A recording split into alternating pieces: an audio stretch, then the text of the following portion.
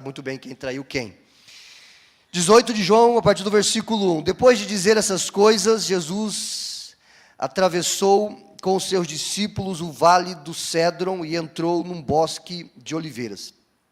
Judas, o traidor, conhecia aquele lugar, a gente sabe que é o Getsêmani, né? Pois Jesus tinha ido muitas vezes ali com os seus discípulos. Os principais sacerdotes e fariseus tinham dado a Judas um destacamento de soldados e alguns guardas do templo para acompanhá-lo. Eles chegaram ao bosque de oliveiras com tochas, lanternas e armas. Um pouquinho mais de retorno para mim, por favor. Jesus, sabendo tudo que ia lhe acontecer, foi ao encontro deles. Jesus sabia exatamente o que o esperava. A quem vocês procuram? Perguntou. A Jesus o Nazareno responderam. Sou eu, disse ele. Judas o traidor estava com eles. Quando Jesus disse, sou eu, todos recuaram e caíram para trás no chão. Mais uma vez, ele perguntou, a quem vocês procuram? E novamente eles responderam, a Jesus o Nazareno, já lhes disse que sou eu. Respondeu ele, Jesus. E uma vez que é a mim que vocês procuram, deixem estes outros irem embora. Ele fez isso para cumprir sua própria declaração. Não perdi um só de todos que me deste. Então Simão Pedro puxou uma espada e cortou a orelha direita de Malco, o servo do sumo sacerdote. Jesus, porém, disse a Pedro, guarde sua espada de volta na bainha. Acaso não beberei o cálice que o Pai me deu? Assim, os soldados, seu comandante e os guardas do templo prenderam Jesus e o amarraram. Até aqui. Fique com sua Bíblia aberta, por favor, e vamos pensar um pouquinho sobre esse texto. Nós estamos em mais uma Páscoa, e como você sabe, a cultura, o sistema, em todos os países, se esforça muito para tirar Jesus da cultura, para tirar Jesus da mente das crianças, dos adolescentes, dos jovens, das famílias e assim por diante. Tanto é verdade que mesmo Jesus não tendo nascido no Natal, no dia 25 de dezembro, mesmo assim usamos essa data para comemorar o nascimento de Jesus. Não sabemos ao certo qual foi o dia em que ele nasceu.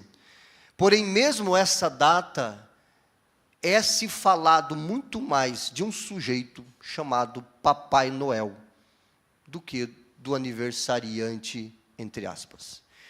E isso permeia todo o nosso calendário cristão, que faz questão de ofuscar a glória do Cristo crucificado e ressurreto ao terceiro dia. Quando nós chegamos na Páscoa, não é diferente, porque a Páscoa nos apresenta, e eu falo isso aqui todo santo ano, nos apresenta um coelho fofinho.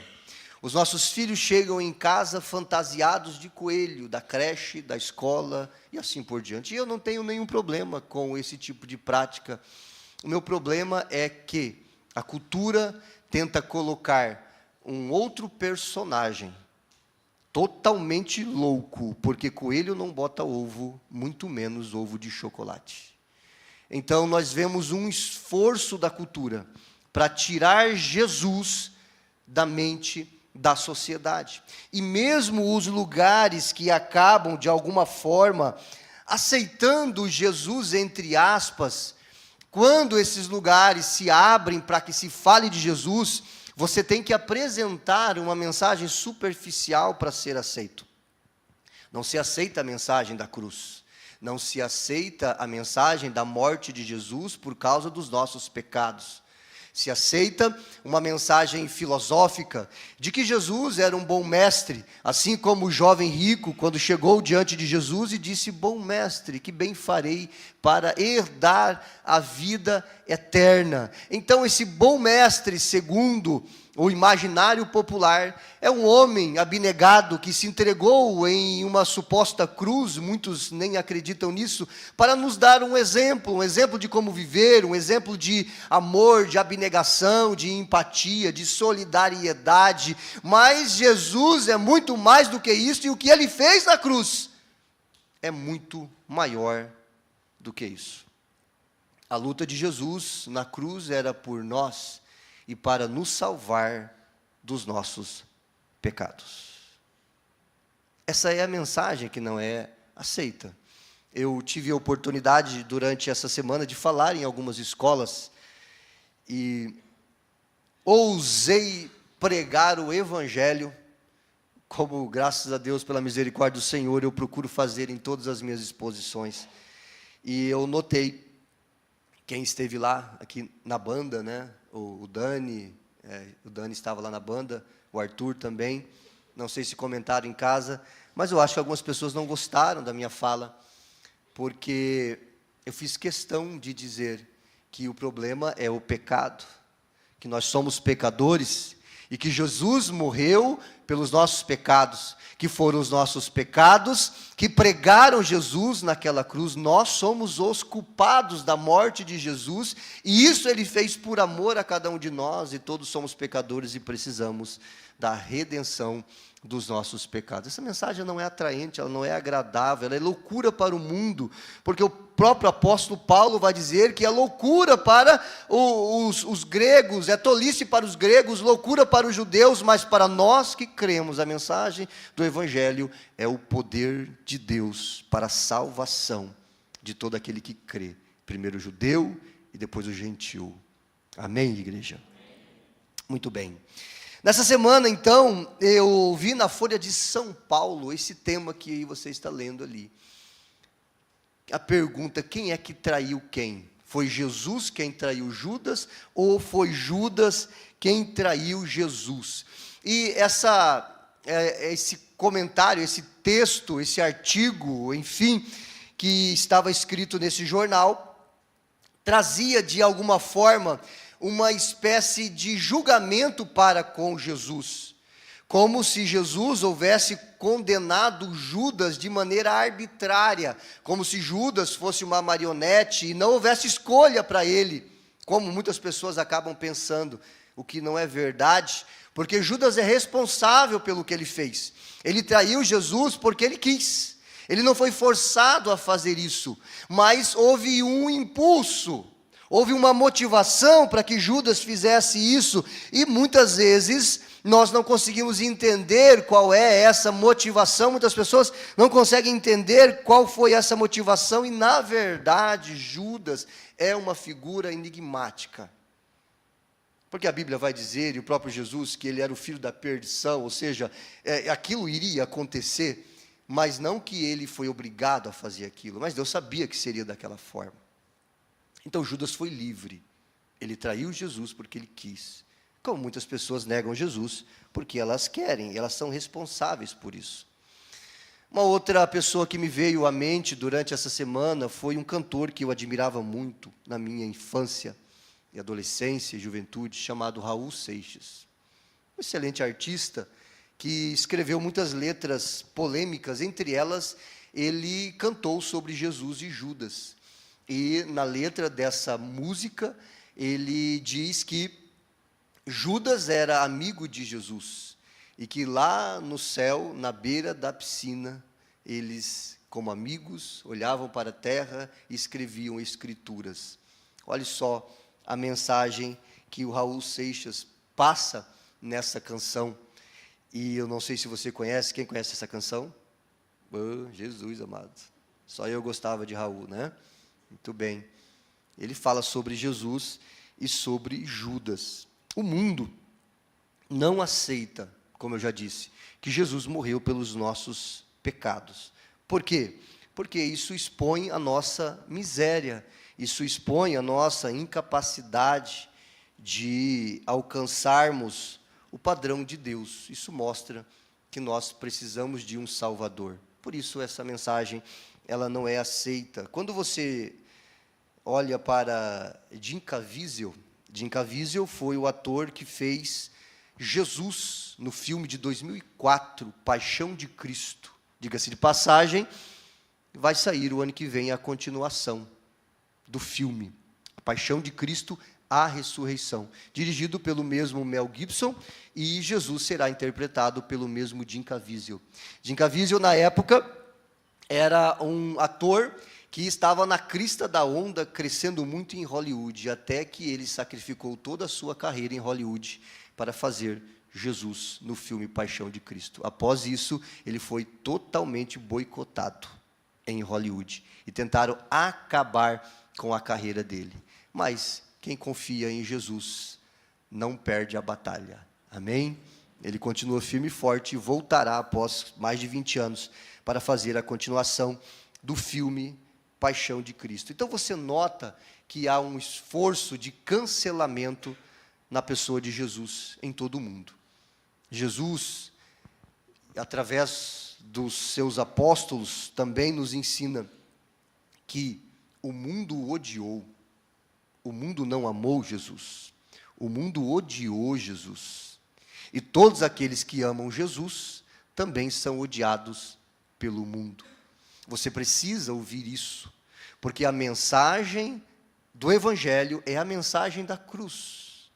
Judas, ele vai trair Jesus, se frustrar com Jesus, justamente por conta da expectativa errada que ele tinha acerca de quem era Jesus e do que iria fazer Jesus. Muito bem, nós estamos na Páscoa. E eu preciso dizer para você que Páscoa não é ressurreição. Páscoa é crucificação de Jesus. Jesus morre na Páscoa e ele ressuscita 3 dias depois. 3 festas eram comemoradas na sequência, juntinhas, a Páscoa, pães ázimos e primícias. É só você ler Levíticos capítulo de número 23. E cada uma dessas festas apontam para algo que Jesus faria. A 4ª festa na sequência acontecia também todo ano, 50 dias após a Páscoa. E o nome dessa festa é Shavuot. No português, Pentecostes, a festa da colheita. Então Jesus, ele morre na Páscoa, ele é sepultado em pães ázimos, ele ressuscita em primícias, e 40 dias depois da sua assunção aos céus, ou 10 dias depois da sua assunção aos céus, que vai dar 50 dias após a Páscoa, o Espírito Santo desce sobre os 120 discípulos que estão reunidos no cenáculo, no famoso dia de Pentecostes. Então Jesus cumpre as 4 primeiras festas, e existem 3 últimas festas que serão cumpridas por Jesus. A próxima é o arrebatamento da igreja, que nós estamos aguardando, que é a festa de...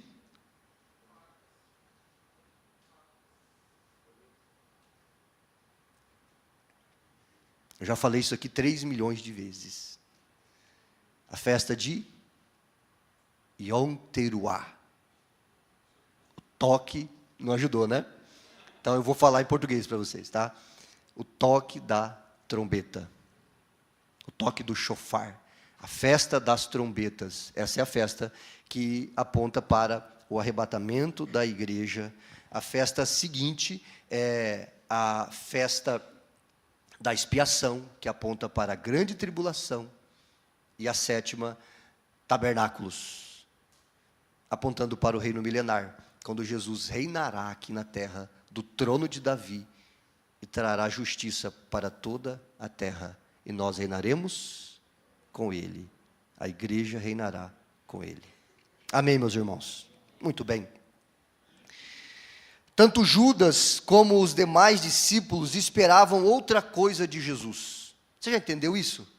Que tanto Judas, quanto Pedro, quanto os demais apóstolos, confiando em Jesus, seguindo Jesus, mas eles tinham uma expectativa irreal acerca do que Jesus veio fazer. Tanto é que Tiago e João, eles fazem um pedido inusitado a Jesus. Em um evangelho, aparece que foi Salomé, a mãe de ambos, que fizeram o pedido. Em outro evangelho, diz que foram os dois que fizeram o pedido. Na verdade, entendemos então, pelos dois relatos, que foi a mãe de Tiago e João que fizeram o pedido. E o pedido era: Senhor, permita que os meus 2 filhos, um se assente à sua direita, outro se assente à sua esquerda, quando você implantar o seu reino. Qual era a ideia que Salomé, qual era a ideia que Tiago e João tinham acerca do que Jesus veio fazer na terra? Essa é uma pergunta que deve ficar pairando na nossa mente. Pedro não aceitou quando Jesus disse que morreria. Jesus disse diversas vezes: eu vou morrer e vou ressuscitar, eu vou morrer e vou ressuscitar ao 3º dia. Em uma dessas, Pedro então repreende: Senhor, isso jamais acontecerá contigo. O que Jesus diz para Pedro? Arreda-te de mim, Satanás, porque você não cogita das coisas de Deus, senão das coisas dos homens. Porque a mentalidade humana é muito parecida com a mentalidade satânica. Porque o diabo trouxe o pecado para o mundo, fez o primeiro casal pecar, e a partir dali Adão e Eva entregou a autoridade do governo deste mundo para Satanás. É por isso que Paulo vai chamar o diabo de o Deus deste século. E de fato ele é. E ele estava confundindo a mente de Pedro. Pedro disse: o senhor não vai morrer. De forma alguma. Tanto é que quando Jesus é preso no Getsêmani, quando ele é traído por Judas, o que Pedro faz? Ele tira a espada e ele vai defender Jesus. E ele ataca o Malco, o servo do sumo sacerdote. Não era um soldado romano, como muitos dizem. Era o servo do sumo sacerdote. Os sacerdotes tinham os seus soldados, os seus seguranças. Então, você conhece a história. Jesus repreende a Pedro, restaura a orelha de Malco e diz: guarde a sua espada, porque quem vive pela espada perecerá. Se fosse você, o que você faria? Se fosse você no lugar de Pedro, o que você diria para Jesus? Eu estou te ajudando, estou te defendendo, a gente vai implantar o reino, nós vamos derrubar César, e eu estou defendendo o Senhor, e o Senhor ainda briga comigo? Tanto Judas, quanto os demais apóstolos, discípulos, todos eles esperavam o reino naquele primeiro momento. Todos eles tinham a expectativa de uma mudança de vida, porque você imagina, pense no contexto político, no nosso contexto político de hoje. O grupo que vence as eleições, quem apoiou aqueles candidatos, logo terão alguns privilégios no governo daquele grupo. Qual era a mentalidade de Judas? Eu sou o tesoureiro, ministro da fazenda. Que cargo poderoso, ministro da economia. Talvez ele poderia pensar: serei melhor que Paulo Guedes. Ele estava pensando lá na frente. Pedro, o líder do grupo, Tiago e João: eu quero ficar à direita, o outro: eu quero ficar à esquerda.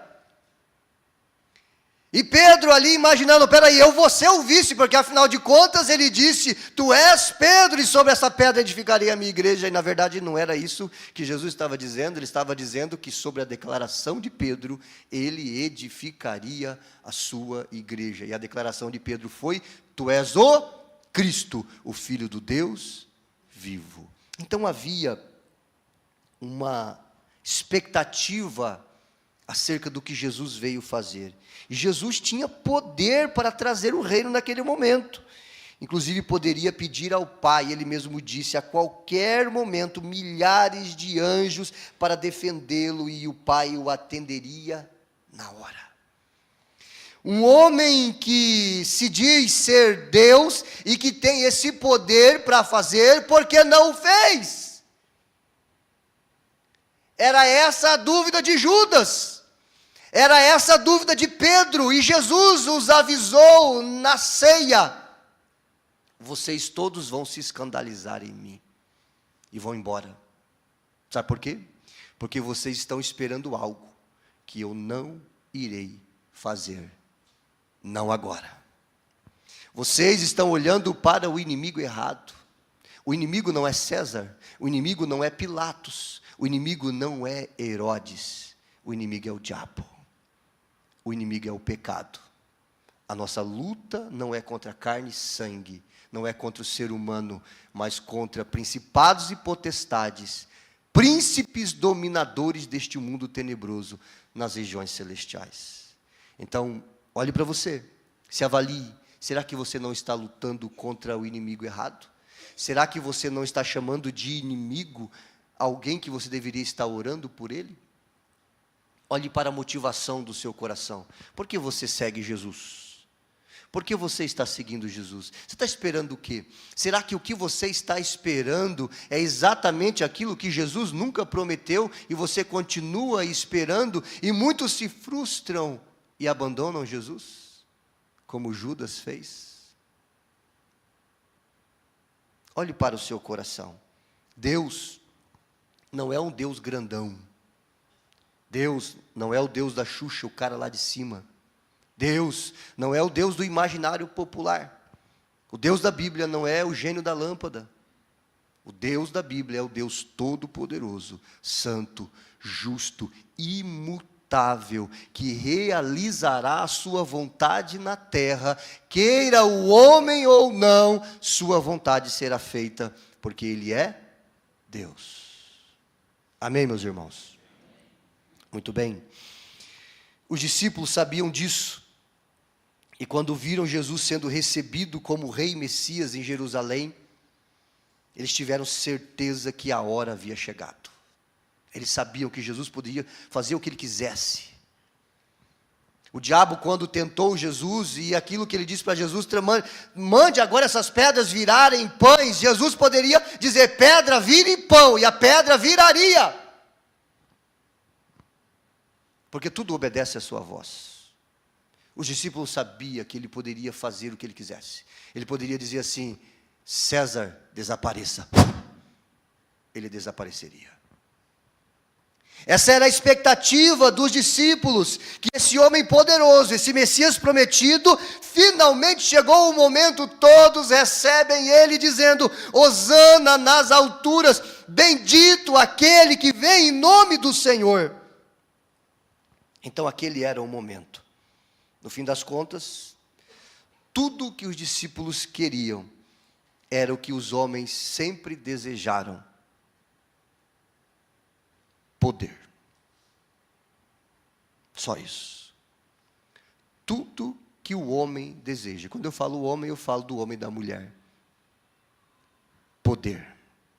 Nós lutamos por poder. O marido e a mulher lutam em casa, boa parte dos casais, por poder. Pais e filhos lutam por poder. Estados lutam por poder. Políticos lutam por poder. Presidentes lutam por poder. O que o Putin quer? Mais poder. O que o Trump quer? Mais poder. O homem sempre está lutando por poder, porque a nossa essência humana cobiça o dinheiro, porque dinheiro é poder. No fim das contas, tudo que os discípulos queriam era poder. Nada mais mesquinho, nada mais horrível, porque a mentalidade dos homens é diferente da mentalidade de Jesus. Por que os homens querem poder? Para serem servidos. Jesus disse, no meu reino é diferente. O mais poderoso serve. Eu vou repetir. O mais poderoso serve.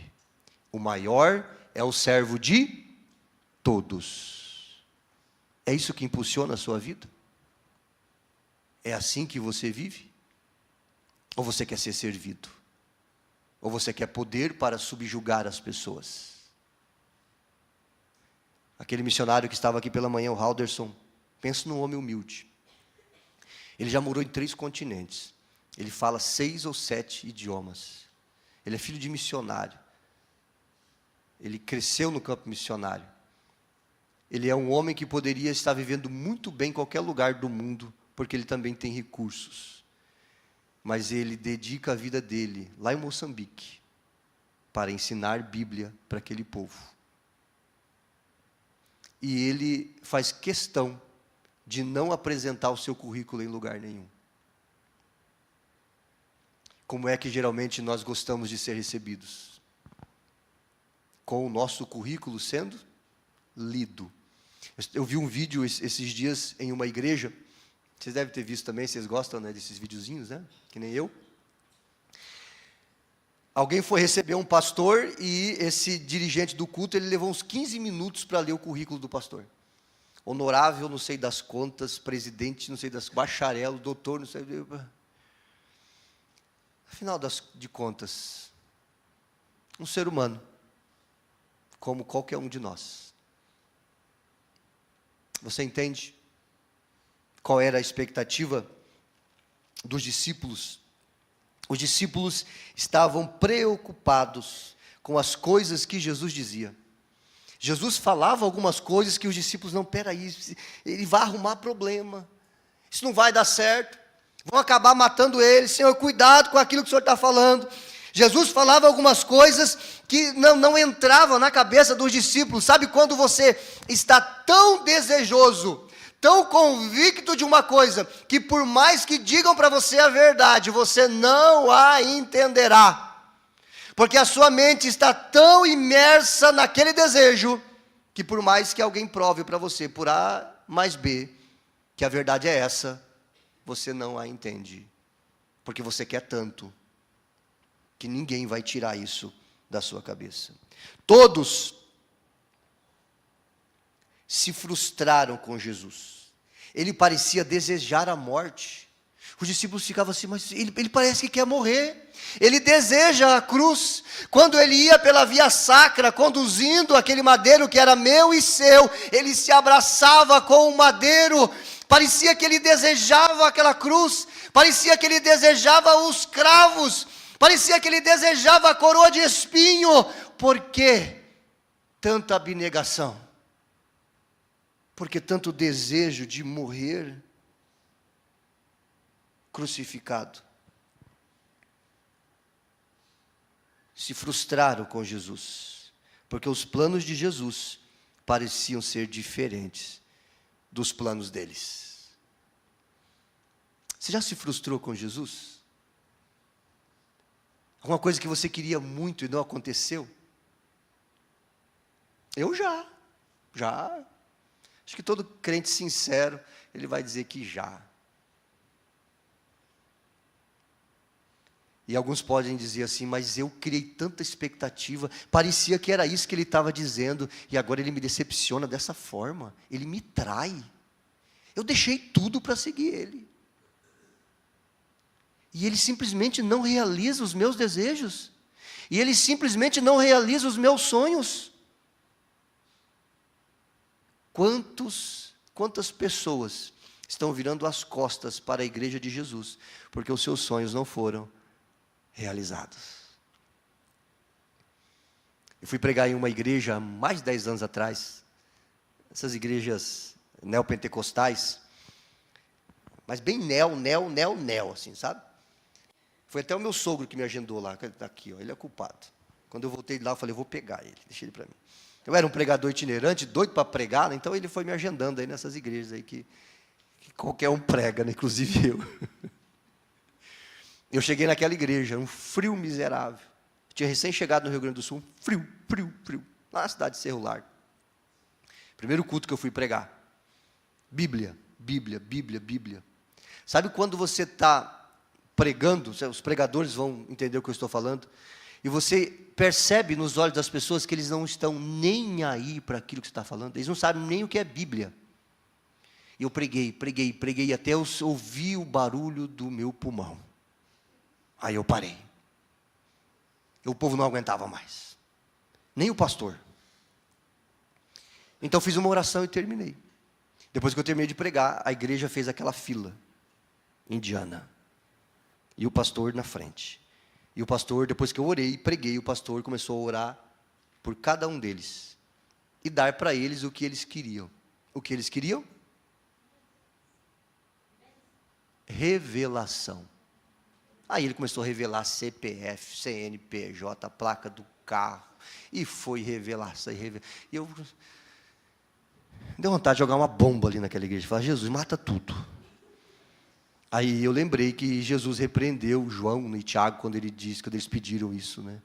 Eles disseram: Senhor, deixa eu pedir fogo do céu, como fez Elias, para matar aquela raça de samaritanos. Jesus disse: vocês não sabem de que espírito vocês sois. Aí eu lembrei disso, falei: não, deixa quieto então, Jesus. Quando o censo diz, presta atenção nisso, quando o censo diz que o Brasil está se tornando evangélico, eu fico muito cauteloso com essa informação, porque qualquer um pode se dizer evangélico. A grande verdade é que os crentes de verdade são poucos, que amam a palavra, que querem conhecer a Deus, que querem conhecer a Jesus, que querem negar a sua vida como Jesus fez por nós e seguir a Jesus, tomando a sua cruz. Jesus só quer de mim o que ele fez por mim. Ele morreu por mim. Então ele diz: morra por mim também. Morra para você. Morra para os seus sonhos. Morra para os seus desejos. Morra para os seus objetivos.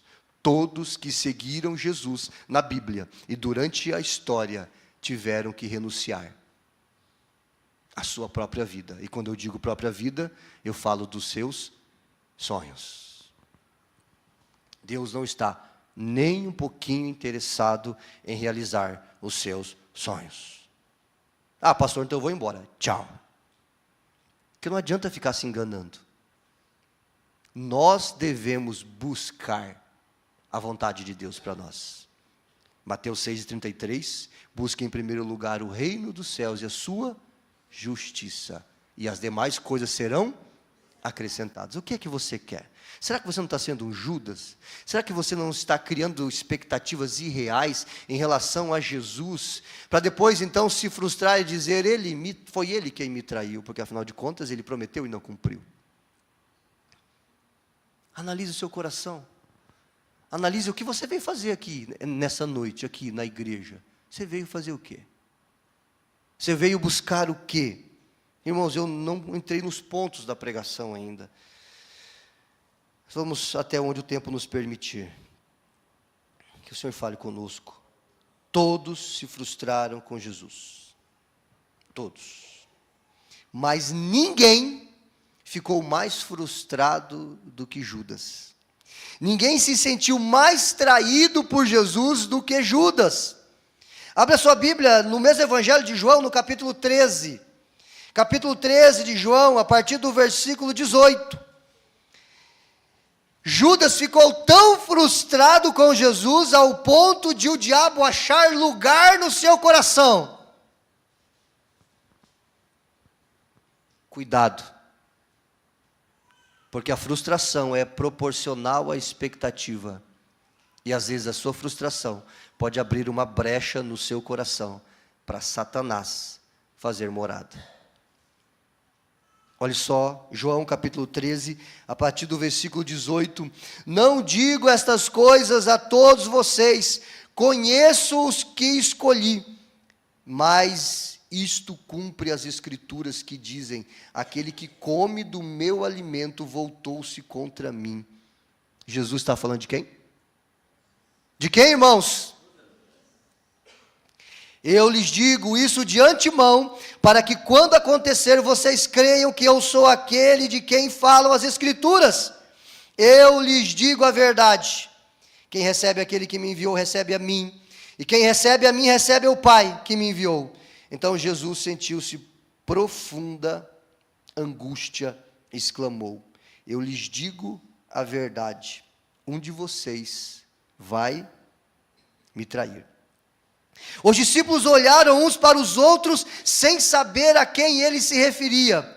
O discípulo a quem Jesus amava ocupava o lugar ao lado dele à mesa, ou no grego a expressão é o discípulo que deitava a cabeça no peito de Jesus. E é esse discípulo que escreveu o Evangelho de João, então ele vai se autodenominar. É fácil, né? O discípulo que Jesus mais amava. Jesus nunca falou isso, quem falou foi João. Amém, né? A Bíblia é inspirada, nós cremos. Então, o discípulo a quem Jesus amava ocupava o lugar ao lado dele à mesa. Simão Pedro lhe fez um sinal para João, para que ele perguntasse a quem Jesus se referia. Então o discípulo se inclinou para Jesus e perguntou. João se inclinou e perguntou: Senhor, quem é? Jesus respondeu: é aquele a quem eu der o pedaço de pão que molhei na tigela. Aí a expectativa, para quem ele vai dar o pedaço de pão. E depois de molhar o pedaço de pão, deu a Judas, filho de Simão Iscariotes. E olha só que interessante, os discípulos não entenderam o que aconteceu. Quando Judas comeu o pão, Satanás entrou nele. Porque ele já estava frustrado, decepcionado. Jesus não estava fazendo o que ele imaginava que ele faria. Então Jesus lhe disse: o que você vai fazer, faça logo. Vai, faça. Nenhum dos outros à mesa entendeu o que Jesus quis dizer. Como Judas era o tesoureiro, alguns imaginaram que Jesus tinha mandado que ele comprasse o necessário para a festa, ou desse algum dinheiro aos pobres. Judas saiu depressa e era à noite. O diabo já havia entrado nele. Entenda, meus irmãos. Jesus não veio para fazer ninguém rico, ninguém famoso, ninguém exaltado. Ele não veio para lutar contra os imperadores do mundo. Ele veio para lutar contra o pecado. João capítulo 1, versículo 29. João Batista pregava na beira do rio Jordão e de repente Jesus aparece, ele aponta para o meio da multidão e diz: eis o Cordeiro do mundo que vai realizar todos os seus sonhos. É assim? Não. Como é então? Eis o Cordeiro de Deus que tira o pecado do mundo. O problema é o seu pecado. O problema é o meu pecado. O problema é a nossa natureza que é inclinada para o mal. E se assim morrermos, iremos para o inferno.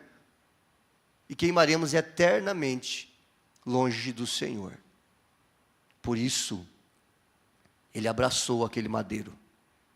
Porque ele sabia que era a única forma de salvar-nos. Foi por você. Foi por mim. Não havia outra maneira. Ele disse: Pai, se possível, passa de mim esse cálice. Todavia, não seja feita a minha vontade, mas a sua. Era tão terrível que Jesus viveria naquela cruz, que ele disse: Pai, se possível, passa. Mas ele continuou, porque Deus amou o mundo de tal maneira, que deu o seu Filho unigênito, para que todo aquele que nele crê, não pereça, mas tenha a vida eterna. O inimigo é o pecado. Na cruz, Jesus venceu o pecado. Na cruz, Jesus tirou o poder do pecado de sobre nós. Na cruz, nós fomos perdoados, lavados e remidos dos nossos pecados. Cuidado, para você não viver a mesma experiência de Judas. Está esperando algo que Jesus não prometeu para você. Como você age diante do não de Deus? Como você age diante do não de Deus?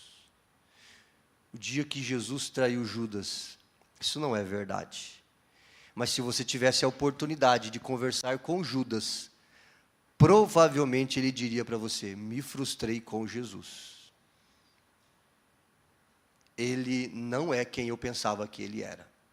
Depois que Jesus ressuscitou, no caminho de Emaús, lá em Lucas capítulo 24, 2 discípulos iam em direção à aldeia, o vilarejo de Emaús.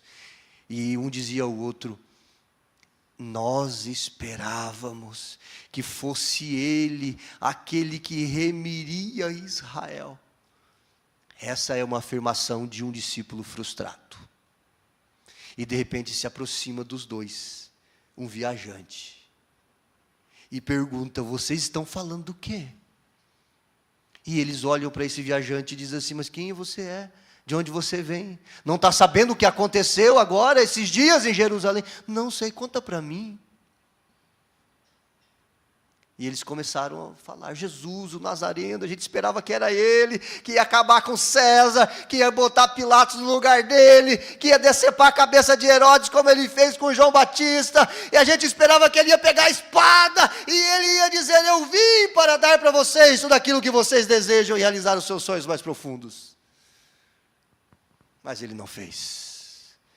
Então aquele viajante disse: pois é, deixa eu explicar uma coisa para vocês. E ele começou a explicar as Escrituras e mostrar, através das profecias do Antigo Testamento, que o Messias havia de padecer, que o Messias havia de morrer. Ele veio para isso. E ele vai explicando as Escrituras, e aqueles homens vão ficando impactados com aquele viajante, com aquele peregrino, e de repente, depois de uma longa caminhada, eles chegam na aldeia e eles vão entrar para casa, e o viajante faz que vai seguir. Então eles dizem assim: Senhor, entra na nossa casa, ceia com a gente. Então ele entrou, e quando esse viajante partiu o pão e o abençoou, ele desapareceu. E um olhou para o outro e disse assim: você viu quando ele partiu o pão? E ninguém parte o pão como ele. Não lhe ardia o coração quando ele nos expunha as Escrituras? É ele, era Jesus. Sim, era ele. Ele está vivo. Ele ressuscitou. Ele venceu o maior inimigo, o pecado. Ele venceu Satanás, ele venceu o mal, ele veio para nos libertar do inferno, ele veio para nos libertar do pecado, ele veio para nos purificar, porque Deus é santo e justo, e a única forma de estarmos na sua presença eternamente é se formos santos e justos como Ele é, e nós não somos. Então nós precisamos confiar em quem é, e essa justiça de Jesus é colocada sobre nós, e nós somos aceitos pelo Pai, para a glória de Jesus. Cuidado, para você não se frustrar com Jesus como Judas. Como foi o fim dele? Abra sua Bíblia, vamos ver como terminou a história de Judas. Atos capítulo 1, versículo 16. A banda já pode vir para cá, por favor, o horário já se foi. Atos 1 e 16. As crianças vão apresentar ainda uma música. Atos 1 e 16 está dito assim: irmãos, Pedro está dizendo aqui, depois que Jesus ressuscitou, depois que eles entenderam o Evangelho, entenderam a mensagem de Jesus, Jesus abriu a mente deles, e agora no capítulo 2 o Espírito Santo vai descer sobre a igreja, mas antes disso eles estão reunidos. Então Pedro diz assim: irmãos, era necessário que se cumprisse as Escrituras a respeito de Judas, que serviu de guia aos que prenderam Jesus. Esse acontecimento havia sido predito pelo Espírito Santo por meio de Davi. Judas era um de nós e participava do ministério conosco. Quantos eram um de nós e tomaram o mesmo caminho de Judas? João vai dizer assim: saíram do nosso meio porque não eram dos nossos. Ele comprou um campo com o dinheiro que recebeu por sua perversidade. De que forma? Quando ele devolveu as moedas, os sacerdotes pegaram aquele dinheiro e compraram uma terra com aquele dinheiro, porque aquele dinheiro era maldito. Então, como o dinheiro era de Judas, então quem comprou foi Judas através dos sacerdotes. É isso que o texto está dizendo. Porque Judas morreu, ele não poderia comprar diretamente. Então o texto diz, verso 18, ele comprou um campo com o dinheiro que recebeu por sua perversidade. Ao cair ali de cabeça, nesse mesmo campo, seu corpo se partiu ao meio e seus intestinos se derramaram. E a notícia se espalhou por todos os habitantes de Jerusalém. O que aconteceu? A Bíblia não diz que ele se enforcou? Sim, ele se enforcou. Provavelmente em um despenhadeiro, em um precipício, em um galho. Mas aquele galho não suportou o peso do seu corpo e ele caiu. E em pedras que provavelmente haviam ali embaixo, seu corpo todo se dilacerou, ao ponto do seu intestino ficar exposto. Isso se tornou notícia em toda Jerusalém. Cuidado, porque infelizmente muitos estão com a mesma expectativa que Judas tinha. O que você espera de Jesus? O que você acha que Ele pode fazer por você?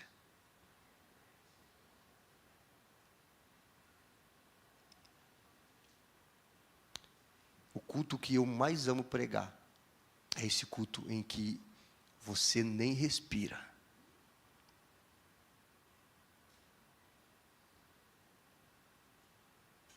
Porque ficamos reflexivos. Tem muita gente dizendo: Jesus me decepcionou. Quando eu digo que a igreja me decepcionou, eu estou dizendo que Jesus me decepcionou, porque a igreja é dele. Jesus me traiu. Quantos pastores já disseram isso e se afastaram de Jesus? Cristãos, outrora membros de igreja, se afastaram. Páscoa é sobre morte. Alguém morreu da maneira mais cruel que esse mundo já viu. Pastor, já houveram mortes mais cruéis. Torturas terríveis, sim, concordo com você. Quando lembramos do Holocausto, da Santa Inquisição, que de santa não tinha nada, mas todos esses martirizados eram seres humanos. Naquela cruz, Deus morreu. Naquela cruz, Deus morreu. Eu vou repetir, naquela cruz, Deus morreu. Jesus se tornou homem. Jesus é Deus, o Filho de Deus, um com o Pai. E Ele se tornou carne para morrer por você, por mim. E tem um louvor que diz assim: e você, o que fazes por mim? E eu, o que faço por Ele? Fique em pé, por favor. Páscoa é uma mensagem de amor. O Evangelho é uma mensagem de amor. Um dia, todos os que creram em Jesus estarão no céu, eternamente, na presença de Jesus, num estado de glória inimaginável, que nem nos seus melhores dias, nas suas maiores alegrias, você nem perto chegou, de 1%, eu ouso dizer, do prazer e da alegria que nos espera na eternidade. Eu estou falando de perfeição. Seremos perfeitos, assim como Jesus o é. Só que para isso, nós devemos abraçar a cruz também. Não há como servir a dois senhores. Ou você serve a Deus, ou você serve o diabo. Jesus disse: aquele que se apegar à sua vida vai perdê-la. Aquele que perdê-la por amor a mim, vai achá-la. O jovem rico, quando ele perguntou para Jesus: mestre, que bem farei para herdar a vida eterna? Então você conhece a história. Quando Jesus pega no calo dele, porque o Deus dele era o dinheiro, então ele vai embora triste. Quantos foram embora tristes? Porém muitos ficaram, como Zaqueu, como Maria Madalena, como Nicodemos, como o cego Bartimeu, como a mulher cananeia, como Pedro, como João, Paulo, Silas, tantos homens e mulheres, Lídia, Priscila, Áquila, Febe, lembra que pregamos sobre ela aqui, alguns domingos atrás? Muitos olharam para Jesus e viram nele a única esperança da humanidade, e de fato ele o é, e abraçaram a cruz, e jamais largarão, até que ele venha, Por que você segue Jesus? Não há como seguir Jesus sem cruz. Discípulo nenhum segue Jesus sem cruz. Estamos crucificados com Cristo. As luzes, por favor. Vamos cantar.